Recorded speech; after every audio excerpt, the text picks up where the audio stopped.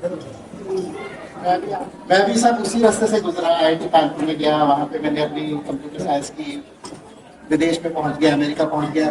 बहुत लोगों का सपना होता है कि ऐसा किया जाए, है ना, कि बच्चों का होता है कि चलो आगे पढ़ा जाए, इंजीनियर बना जाए, आगे जाके किसी अच्छी मल्टीनेशनल कंपनी में जॉब मिल जाए ना, सबके सब ये सपना लेके चले जाओ। तो मैं भी उसी रास्ते पे चला।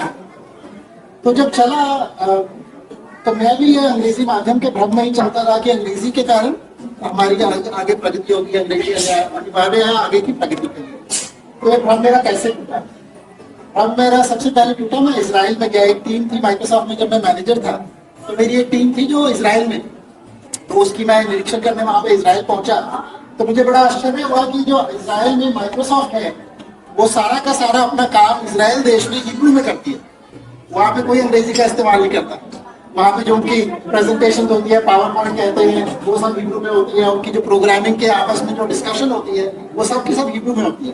तो मेरे को बड़ा आश्चर्य हुआ। मैंने कहा अच्छा, हम तो सोचते ये सब अंग्रेजी में होता है, लेकिन हिब्रू में होता है।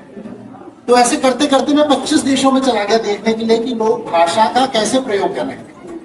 और मैंने पाया कि एक भी देश अपनी भाषा को छोड़कर विकसित नहीं हुआ, बल्कि जो लोग अपनी भाषा को त्याग कर किसी और भाषा में जा रहे हैं वो पिछड़े के पिछड़े ही रह गए हैं, जैसे कि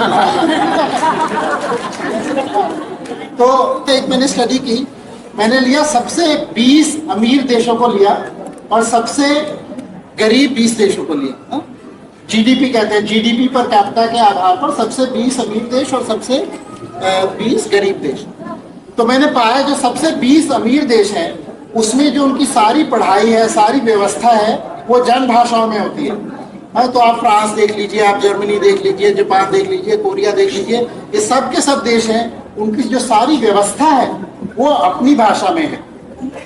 और जो 20 सबसे गरीब देश हैं उसमें से 18 में से 20 ऐसे देश हैं जो अपनी भाषा में व्यवस्था नहीं है, जिनकी अपनी भाषा में इंजीनियरिंग नहीं उपलब्ध है, अपनी भाषा में मेडिकल की पढ़ाई नहीं उपलब्ध है, अपनी भाषा में न्यायालय नहीं उपलब्ध है, अपनी भाषा में हाई कोर्ट सुप्रीम कोर्ट नहीं उपलब्ध है। तो जो गरीब देश है उसमें से 18 ऐसे जो अपनी भाषाओं में नहीं कर रहे हैं सब काम।